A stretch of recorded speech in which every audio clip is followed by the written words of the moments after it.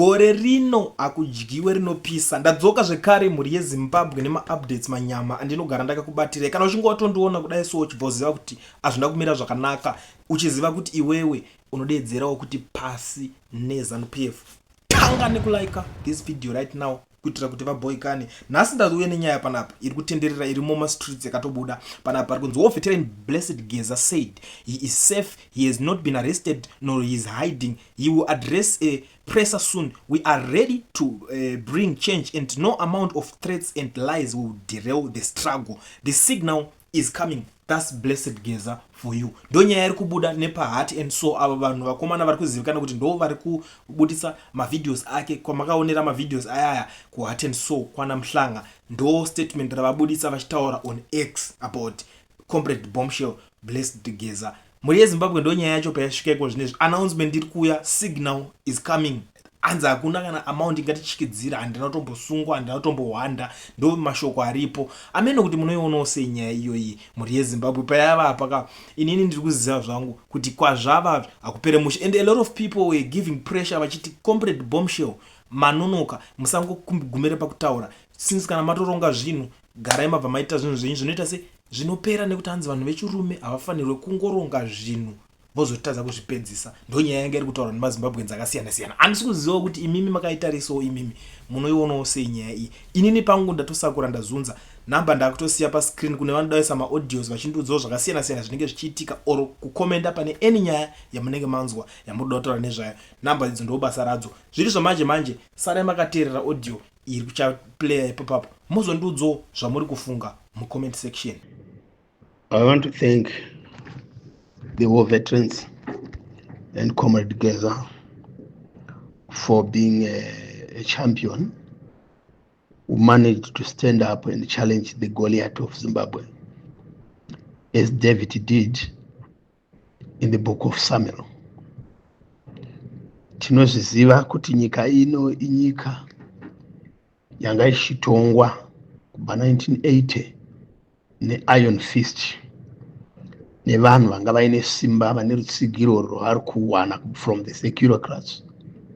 Hazvireve kuti ivo vane simba kwete, asi simba riri kune vana vedu, simba riri kumhuri dzedu. Tisu tinovapa manyukunyuku nemanyemwe ekuti vaite savari kugona, but inwardly mukati memwoyo yedu tichiziva kuti vanhu ava havana chavari kugona, vari kuparadza nyika ino. They are plundering this country, vari kuba massive, havasi kuba zvekutamba. Denoda ino zvinhu zvakanga zvakarongeka zvakanaka kubva mugore ra1980 riri kunzi independence yauya. Tingadai maybe tine mapresidents 5, each one achitora 10 years, achitora makore 10, 2 terms. But it's unfortunate that tinongoziva mapresidents maviri, vaRobert Mugabe the late naivo vaEmmerson Mnangagwa. Vanhu vavakaita zvokubvuta masimba muna 2017 muna November. Ivo vanhu ava pachavo vanofanira kuti vazive, uye vanotoziva kuti tiri kutonga nyika ino ne-Iron Fist nekumanikidzira vanhu. Because look at the movement of people from Zimbabwe to South Africa and other countries dziri pedyo nesu nedziri kure nesu, dzakafanana na-UK, nyika dzakafanana na-Australia. Haisi pleasure hakusi kuda kwete, asi kuti vanhu vari kutoona kuti muno munyika hamutogariki.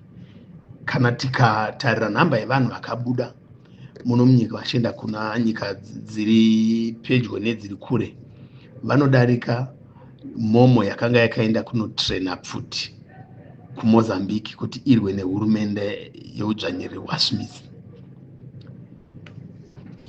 The same thing has happened sometime kuMozambique, kwaita hondo yemaERINAMO neFLERIMO, kunova kwatakazoisa vanhu vedu kuti vanobatsira.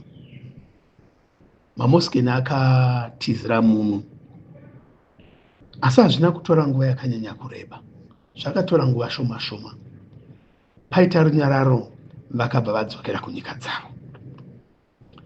But yedu isusu nyaya yeZimbabweans yaramba kupera, nekuti pari kupinda vanhu vane simba, vanhu vanongoda chete kugutsavo matumbu vasina chokuita nerimhomho yezimbabwe neruzhinji rwezimbabwe. Vanhu vanoti vakadyiwa maelections havadi kubva pamapositions of power vanomanikidzira kuti tisu tahwina, to turn the tables the other way, kuti ivo kana vaita 10% vanoti aiwa percentage hombe ndeyedu tisu tahwina. Vari kutonga vakadaro, vari kutonga neudzvanyiri nekubira. Izvozvo zvekuziva kuti handina anondida munyika muno ndo zviri kuzokonzera retribution yekuti vanhu vanozopazirwa dzimba vanhu vachiitirwa utsinye, nokuti munhu anenge achiexpressa kuti hamusi makandivhotera ndakazvipinza ndega noungwaru hwangu. Varume hama, I think panoda kutauriranwa chokwadi panyaya yakadai, nokuti pakasatauriranwa chokwadi vanhu vanonyinduka vachimisa mazenze vachiti kwai tinodiwa. Taurirai vanhu kuti varume hamuna anokudai, varume hamuna mandate yevanhu vezimbabwe pakutonga kwamuri kuita.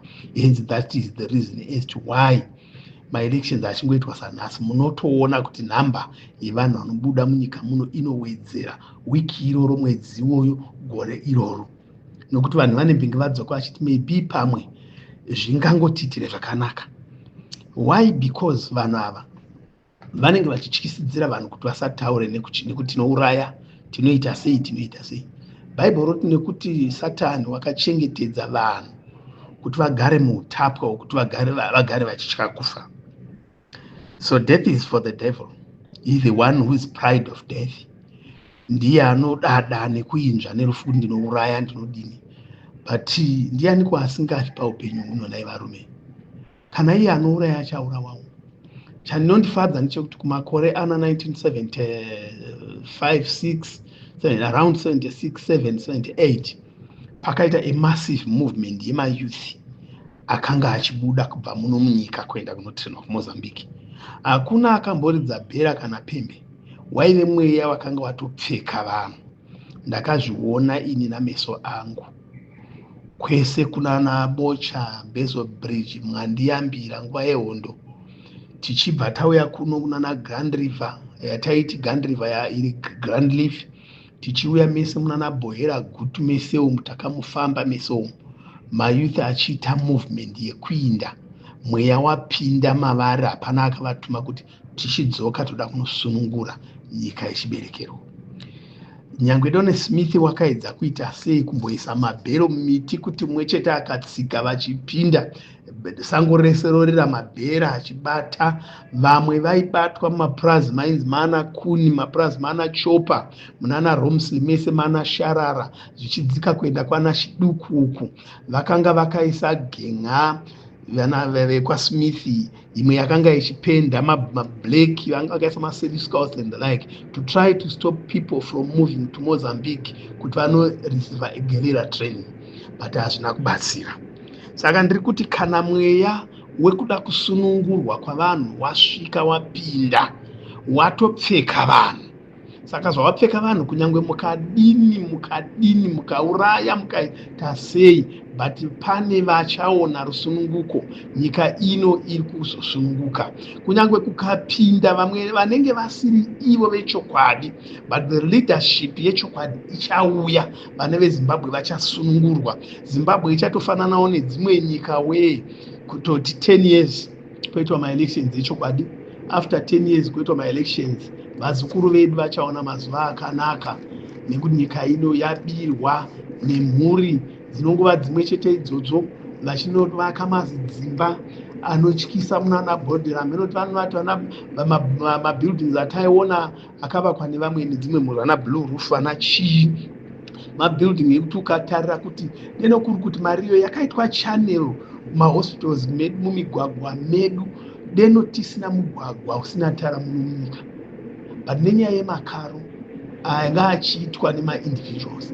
Ndobva tati muna 2017 aiwa takapembera tikati aiwa mudzimu wawo hatina kuziva kuti ingozi yapinda mumusha, ndokutoti tizotora munhu akanga ari even worse than anga ariko, nekuti iyi yakubayiri timu nevana nevazukuru nevakuwasha naana mbuya nemadzitezvara vapinda muspree yekuba, which is the truth. Ichi ndicho chokwadi nyangwe deno mukasada kuchinzwa.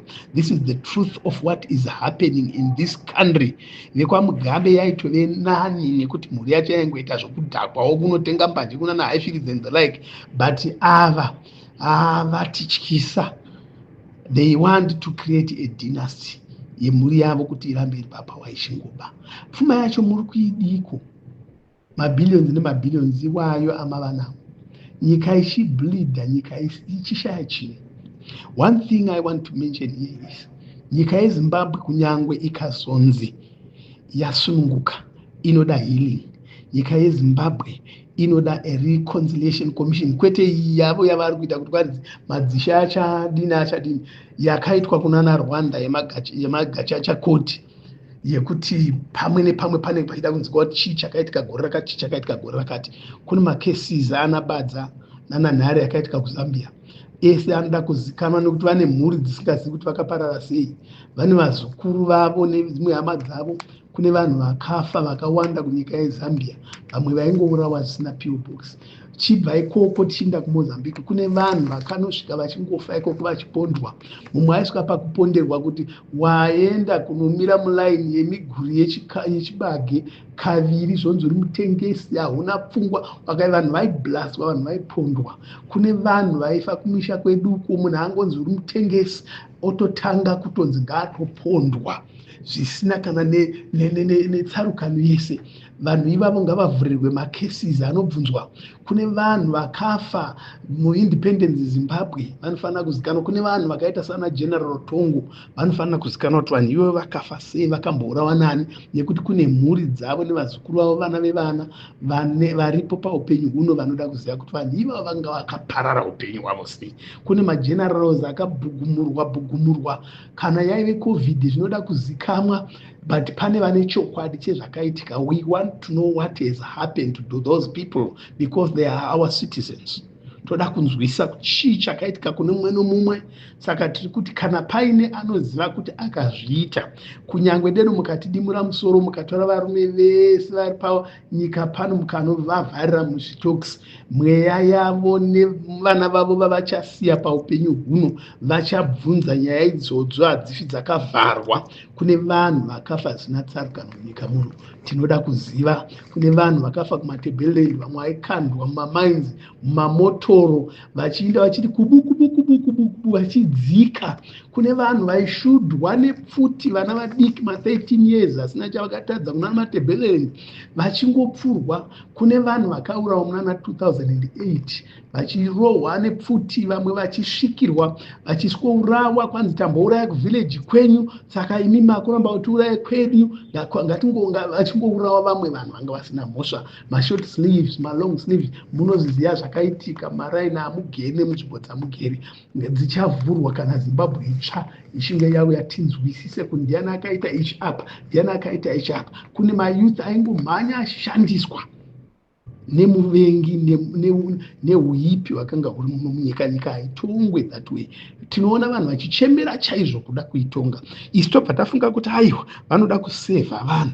No, haisi nyaya kuda kusevha vanhu. Umbimbi ndoga kuda kuwana simba nokudzvanyirira vari pasi, kuda kutsikirira vari pasi, which is not the proper thing which is supposed to be done in this country. Ngatinzwiranei sevanhu, because what goes around comes around.